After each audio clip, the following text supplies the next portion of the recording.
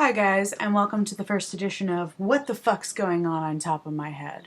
We're in quarantine day. I have completely lost count, and I decided a couple of weeks ago, that I was going to take all this pent-up creativity and do something with it.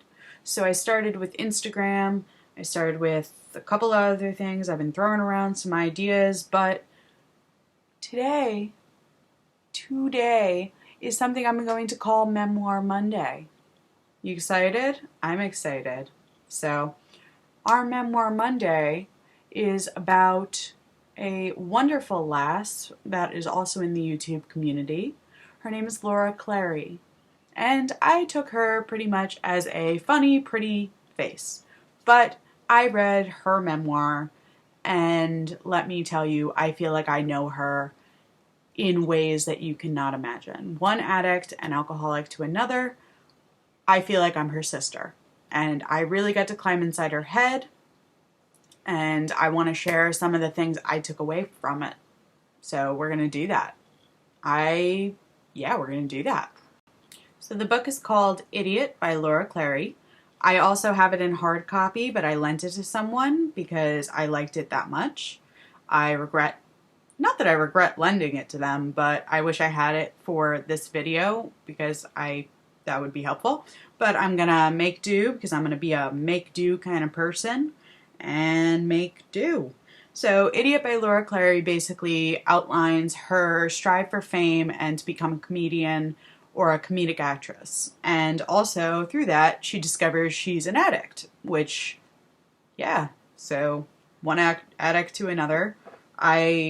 This book spoke to me in so many ways and gave me so many great tips for my own sobriety. But we're going to start from the very beginning, and I'm going to kind of outline some of the things I really liked. So the first chapter is called Oh, the Places I Peed. And and within this first chapter, she introduces her friend and her friends and her family. But you really already start to get a feel for how addicts and alcoholics behave as children. Because I truly believe you're an addict and alcoholic before you even pick up your first drink or drug. You have the disease of more, and you also have the disease of the emptiness that we desperately try to fill. So she has all the addict and alcoholic personalities even as a young child. Right in this chapter. And this chapter is called Oh, the Places I Peed. And let me just tell you, when you're an alcoholic, you will pee fucking anywhere. Like, you will pee anywhere. Your bed, the forest, the floor. Like, it's gross. It's fucking gross. Nasty. So in the first chapter, Laura describes how she even felt the need to shoplift in order to fit in with other people. I completely understood this experience because I had morals from a very young age, and I was brought up by a very prominent I don't want to say prominent family, like we have money or like whatever, but like I had like a really good home, like I had a steady home life, and I had a deep set of morals, and I knew taking shit from stores was not okay, but I still did it because of peer pressure and because other people wanted me to do it. So I completely vibed with Laura on this, and when she decided that she wasn't going to do that anymore, well, come back to that later because, addicts and alcoholics do fucking crazy shit. So my morals went out the window too. Now I want to preface this that the book is awesome all the way through, but the first two chapters I want to say are set up to her character. So, family life, childhood. So I really want to get to the good shit and sell this to you because I want you to go buy the book. Because I want you to support her because she's fucking awesome. I even wrote her a fan letter. I'm probably never going to hear back from her. But I really just wanted her to know what this book meant to me. So right here it says, and this is in chapter 3, it says, years later in Alcoholics Anonymous, I learned that this is the trait of an alcoholic. It's either grandiose or comatose. Either I'm the best and deserve the best, or I'm a piece of shit and I should kill myself. That hit me so hard. So I also am cross-diagnosed borderline personality disorder. I am either the best thing that is happening on this fucking earth, or I am the lowest piece of dog shit that doesn't deserve to live. So there is no in between. And sobriety is giving me kind of like a second glance at that. You know, I don't have to be the biggest piece of dog shit. I can be a very small piece of dog shit. You know, Chihuahua-sized dog shit. Possibly. But that takes time. And that takes healing. So, I don't have to be grandiose or comatose, and neither do you if you're watching this video and you have a problem. Do you have a problem? Alright, so in this next chapter, how to ignore 100 red flags. So, let me just talk about this book. This part of the book spoke to me on a molecular level. Like, it literally gave me chills, it made me sick, it made me happy, it made me so happy to be understood, but like the only reason I could get through it is because I know she lives and that she goes on to be successful. If I knew, like the time I read Go Ask Alice and I was like young and I didn't know anything about drug addiction, she ends up dying, I was like very confused and very emotional at that moment. But like I know Laura comes out of it okay. So I was okay through the book. I'm a very emotional person, okay? I'm like very emotional. And I don't need, especially during quarantine sober, and going through a whole bunch of other emotional shit, I don't need to freak myself out more. But anyway, so here's the part I'm talking about. After I got out of college, well, I tried to go to college, and all I ended up doing was partying, I had to move back in with my parents.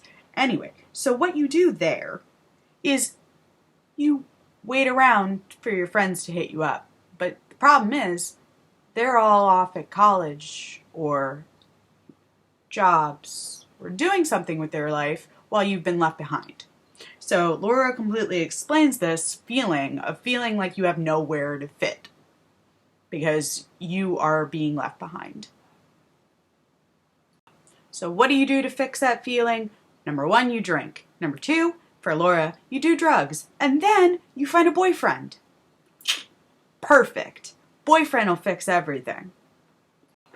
Now, I don't want to go too much into detail about this chapter because I want you to read it. But if you've ever been through, and most alcoholics or addicts have been in an abusive relationship, because you know what comes with an abusive relationship? Normally drugs or alcohol. So, you know, if you've been there, you've been there. If you haven't, good. Don't do it. So, I just want you to read this chapter, let me go back. How to ignore 100 red flags. There are plenty of ways you can ignore 100 red flags because you don't want to see the red flags. You can't see the red flags, or you see them, but you really don't want to because you want more drugs or more alcohol. So, yeah. So that's what this chapter is about, and how she goes through it and takes it, and, you know, how she has to realize for herself how to get out. And, yeah, I really would love, like, if you just want to read something that's really real, and especially if you've been through this, someone who gets it. Someone who really gets it. So, once again, get the book. I'll leave it in the link below. How to get it. Get it. Alright, so the next chapter is called The Daemon Inside, which is the name of the boyfriend in this part of the book. So, this part right here, I just was like, oh my god, she gets it. My perception of happiness and love was so warped by now. Because chaos to me, and, you know, ups and downs, and, you know, lots of drinking, and, you know, just like physical and emotional chaos was love. You know, that made sense to me. Because if someone cares about me, they're going to chase me up and down the street, right? You know, that's how that works. But now I can see how fucking insane I was. But at this point in the book, she doesn't get it yet. So she's going to have to learn. And that's okay. Because sometimes you have to get kicked multiple times. Multiple. Till we finally hear and feel the boot kicking us in the side. Does it make sense? No, it doesn't. But it happens. Okay?